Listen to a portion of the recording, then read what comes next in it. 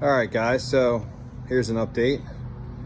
So that right there is the anchor locker hatch.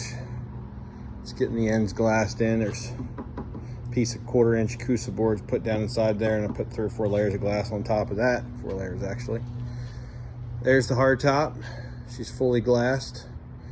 Just gotta grind back and wrap the edge. I'm gonna put a piece of strip all the way around the edge here to capture both sides, but she's all glassed up. Which is a great feeling right there.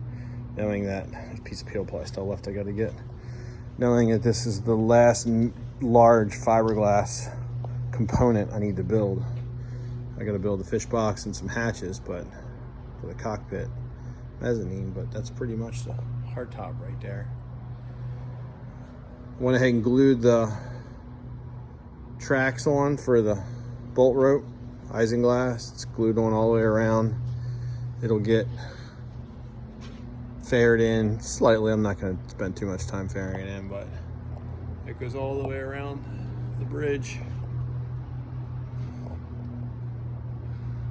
And then outside, of course, I'm fixing the mistake I made earlier. I had the boat upside down where I put the pockets in for the struts.